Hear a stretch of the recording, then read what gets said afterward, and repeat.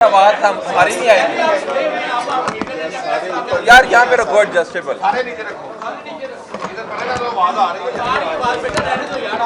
Check कर लें जी, voice आप अपनी चेक कर लें। वॉइस ओके, थोड़ा सा ठीक हो गया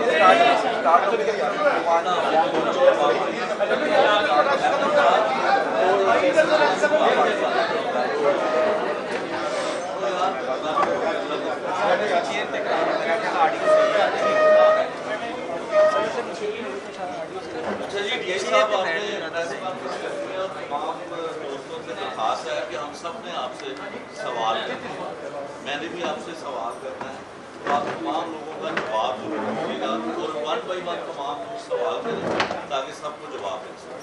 जी जी, आपके सवालों के जवाब देने के लिए मैंने कहना था कि आपने इस पूरी कम्युनिटी को बुला लिया है, उस कम्युनिटी को आपने बुला लिया जिसको आप गालियां देते हैं। आज आप मुश्किल में आए तो आपने हमको बुला लिया, आपको रेस्क्यू करें आके आप। और नंबर 2 मेरी बात सुनिए, मेरी बात सुनिए।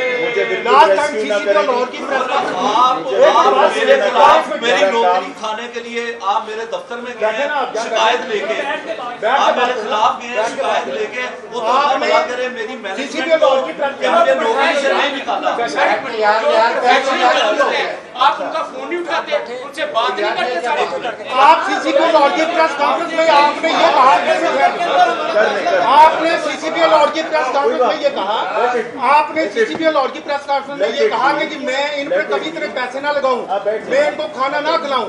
आज हम आपकी चाय भी नहीं पियेंगे, आज आपका खाना भी नहीं खाएंगे। आप कम्युनिटी को गालियां देते हैं, आप अपने अफसरों को गालियां देते हैं, आप कहते हैं कि साफी जो है के लिए हमने दावतनामा दिया। क्यों दिया? आप बताएं ना, आपने तो हमें गालियां देते हैं। आप फोन नहीं उठाते, आप उन एसएचओ को, डीएसपी को, लोगों की नौकरियां खाते हैं।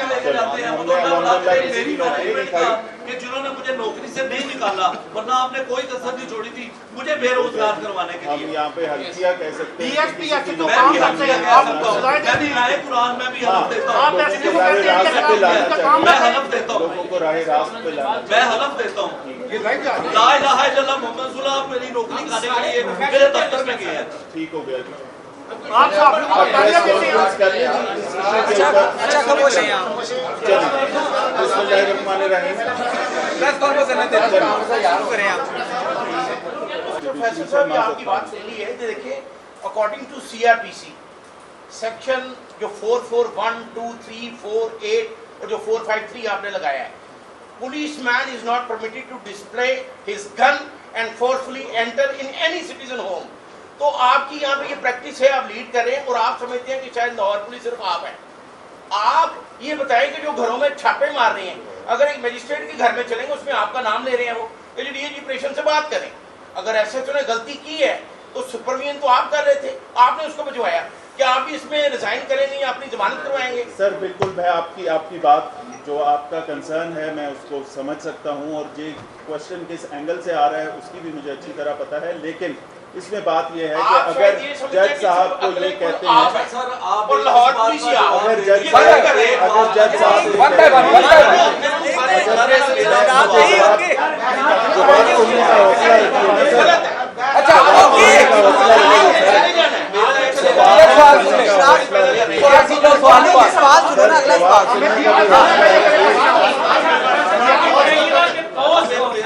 बॉस इसमें से वहीद नामी एक शख्स है जो कि एक गुंडा बैड कैरेक्टर है, जिसके ऊपर प्रोबेबली 10 पर्चे हैं। वो उन पर्चों के वजह से एक दफा एक बंदा लीगल सिस्टम से होकर आ चुका है। ये छुपा रहे हैं उसको, गलत बयानी है। अच्छा ये और वहीद नामी शख्स को हमने अरेस्ट किया, उसके आगे 3 गनमैन थे। ये बॉस प्रिटेंड कर रहा था। वो लड़की को तस्वीर दिखाई गई, लड़की ने तस्वीर देखी, पहचाना और चीखें मारना शुरू कर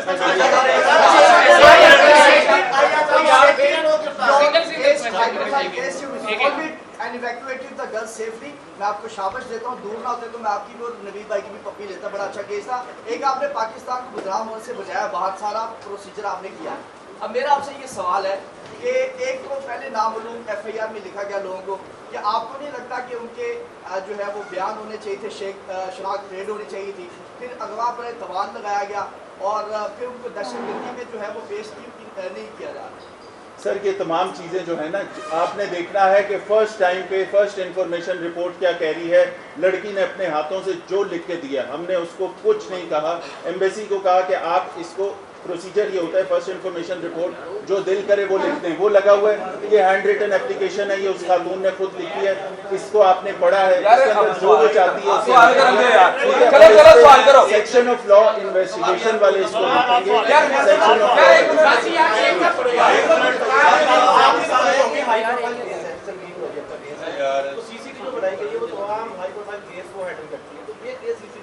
CCD 365A kidnapping for ransom उनके परव्यू में आता है, लेकिन जहां शेड्यूल्ड ऑफेंस आ जाए एंटी रेप लॉज के तहत SSOIU जो बना हुआ है वो बड़ा है इस काम के लिए, वो सेक्सुअल ऑफेंसेस वहां पे डील होंगे, इसलिए ये केस लाहौर पुलिस को देखेगी।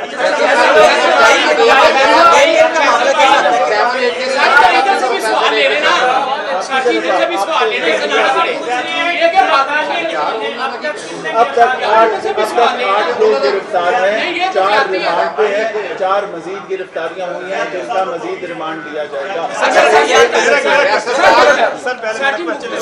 ये जो मुलजमान जो 8 आपने पकड़े हैं, क्या और भी कुछ सियासी शख्सियत शामिल हैं? और सेकंड बताइएगा कि बहुत अपने गनमैन की शिरकत किया, उन्होंने भी जाति का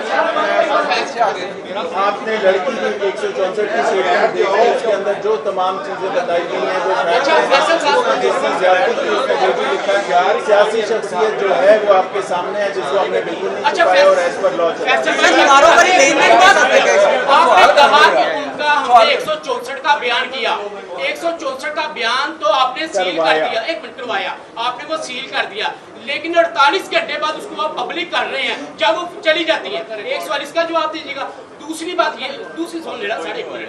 दूसरी बात ये भी दीजिएगा कि जो 452 का मुकदमा दर्ज हुआ और 506 का हुआ, उसमें आप गुनाहगार हैं, आपका नाम है, क्या आपको भी शामिल तफ्तीश किया जाएगा इस बच्चे की? 164 164 देखें, जो इम्पोर्टेंट सवाल है उसका जवाब मुझे अब हौसला रखिए, सुनिए, ठीक है। सवाल करने का हौसला तो है, सुनने का भी होना चाहिए। 164 की लीगल प्रोसीडिंग होती है, कोर्ट ऑफ लॉ में प्रोसीडिंग होती है। 164 का बयान कोर्ट के पास होता है, उसकी कॉपी कोर्ट के पास होती है। उसका मुझे नहीं पता कि वो कहाँ से लीक हुआ, उसकी कस्टोडियन है कोर्ट। कोर्ट मुनासिब टाइम पे, जिरा के दौरान या किसी भी स्टेज पे कोर्ट की तरफ से अगर वो बाहर जाता है तो जा सकता है। हाँ, उसका एक सफ़ा या उसका कुछ पार्ट मैंने भी सोशल मीडिया पे देखा है, वो इस वजह से बाहर है।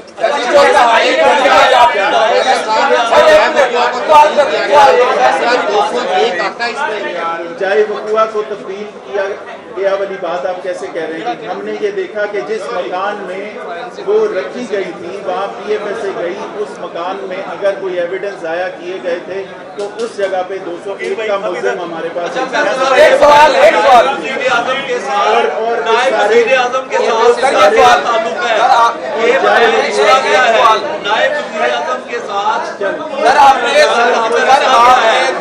दो सालों से रिपोर्टिंग बैन की हुई है, उस हवाले से बताएं। क्रिप्टो का जो जिक्र किया गया, बिजनेस का लेन देन,